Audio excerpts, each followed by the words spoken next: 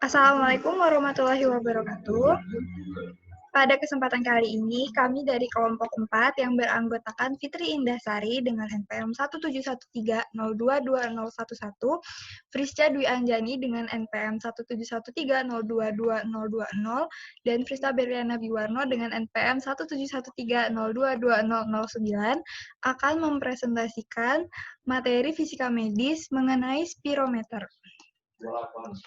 Untuk cakupan materi yang akan kami bahas pada kesempatan kali ini, yang pertama, definisi spirometer, yang kedua, jenis dan fungsi spirometer, yang ketiga, prinsip kerja spirometer, dan yang keempat, tinjauan konsep fisika.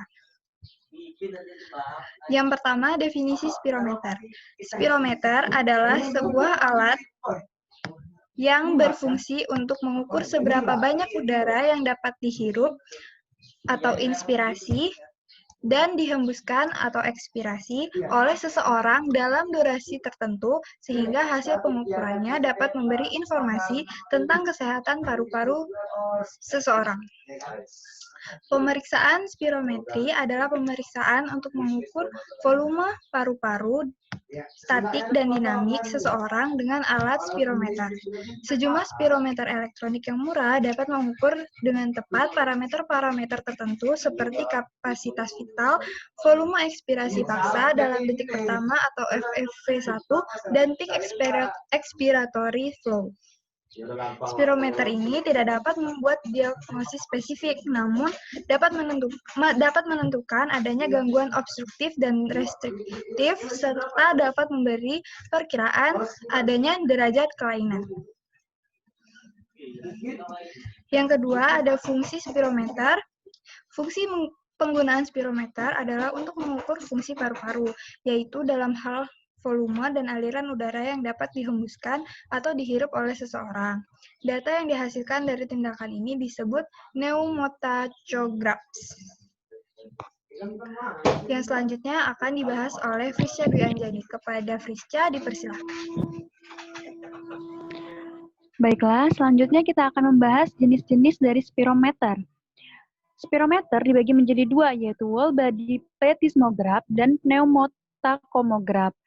Pneumotacomograph sendiri dibagi menjadi dua lagi, yaitu flash pneumotacomograph dan Lilly jenis pneumotachymeter.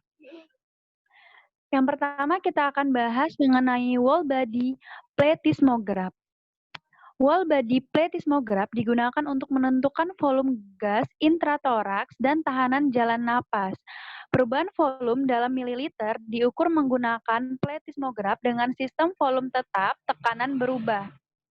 Perubahan volume paru selama proses kompresi dan dekompresi gas diukur ketika subjek bernapas dalam plethysmograph. Seseorang akan dibawa ke ruangan kecil yang tertutup ketika pengukuran dilakukan. Penyelidikan oleh body plethysmograph ini menggunakan metode uji fungsi paru-paru yang ideal karena dapat menghitung resistensi saluran napas spesifik termasuk lingkaran pernafasan, volume gas dada, dan semua parameter dapat diturunkan dari penyelidikan yang sama pada kebijakan transisi selain spirometri. Yang selanjutnya, kita akan membahas tentang pneumotacomograph. Pneumotacomograph mengukur aliran sesuai dengan prinsip Venturi. Prinsip Venturi adalah nama yang diberikan kepada fenomena fisik di mana partikel gas mempercepat ketika zona circulation mereka mengurang. Pada saat yang sama, penurunan tekanan pun terjadi. Yang selanjutnya ada prinsip kerja spirometer. Spirometer terdiri dari tangka berisi air yang di dalamnya terdapat tabung terbuka pada bagian bawah. Pada bagian samping tabung terdapat pipa yang pada ujungnya dapat ditutup dengan menggunakan mulut. Cara penggunaan spirometer cukup mudah, yaitu seseorang disuruh bernafas atau menarik nafas dan menghembuskan nafas, di mana hidung orang itu ditutup. Dari perbedaan tekanan udara yang diberikan seseorang ketika bernafas menyebabkan tabung yang berisi udara akan bergerak naik turun. Sementara itu, Drum pencatat bergerak memutar sesuai jarum jam, sehingga alat akan mencatat grafik pernafasan sesuai dengan gerak tabung yang berisi udara. Untuk skemanya dapat dilihat pada gambar. Kemudian untuk tinjauan konsep fisika pada alat akan disampaikan oleh Fitri Indasari. Kepada Fitri dipersilakan. Oke, semuanya terima kasih kepada moderator yang sudah memberikan kesempatan kepada saya untuk memaparkan materi perihal tinjauan konsep fisika pada alat.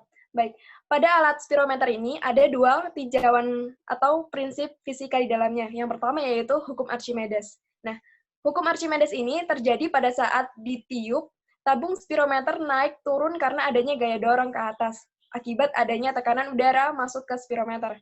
Kemudian, konsep fisika yang kedua, yaitu perihal hukum Newton. Pada alat spirometer ini, hukum Newton terjadi pada saat diaplikasikan pada katrol yang terhubung di spirometer. Katrol yang dihubungkan ke sebuah bandul yang dapat bergerak naik turun, yang kemudian dihubungkan lagi dengan alat pencatat yang bergerak di atas silinder berputar. Baik, selanjutnya yaitu mengenai cara penggunaan spirometri. Cara penggunaan spirometri ini mengacu pada prinsip kerja spirometer yang telah disepakati oleh para operator yang bertugas. Berikut adalah usaha yang dilakukan. Yang pertama yaitu manuver KV. Jadi, manuver KV ini adalah ketika pasien atau subjek menghirup udara agar masuk ke dalam paru-paru. Setelah itu dikeluarkan dalam jumlah sebanyak mungkin tanpa paksaan apapun. Selanjutnya yaitu manuver KVP, yang berarti ketika pasien menghirup udara dan dikeluarkan secara menghentak. Apabila pasien merasakan pusing, maka perhitungan alat atau manuver harus dihentikan. Selanjutnya yaitu manuver VEP1. Nah, pada manuver ini, pasien menarik nafas, namun udara yang dikeluarkan pertama kali adalah yang masuk ke dalam perhitungan. Selanjutnya yaitu manuver APE, yang berarti ketika pasien menarik nafas maksimal dan dikeluarkan secara maksimal pula dengan bibir yang dirapatkan.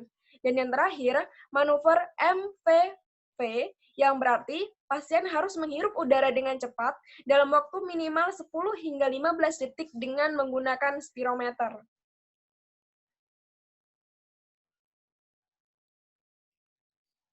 Nah, selanjutnya yaitu langkah-langkah tes spirometri. Nah, ada beberapa langkah untuk melakukan tes spirometri. Yang pertama yaitu duduklah dengan posisi yang nyaman. Setelah nyaman, dokter akan menutup hidung Anda dengan menggunakan alat semacam klip tepat di atas hidung. Lalu, tarik nafas dalam-dalam dan tahanlah selama beberapa detik. Setelah itu, hembuskan ke dalam mouthpiece dan spirometer sekuat dan secepat yang Anda bisa. Tahap selanjutnya yaitu apabila Anda memiliki masalah atau penyakit pernafasan tertentu, dokter akan meminta Anda melakukan 2 kali tes. Namun, pada tes kedua, dokter akan memberikan obat bronchodilator untuk membantu saluran pernafasan terbuka. Dan yang terakhir, hasil dari kedua tes tersebut akan dibandingkan dengan melihat apakah obat bronchodilator bekerja memperbaiki pernafasan Anda, yang menandakan bahwa pernafasan Anda memang bermasalah.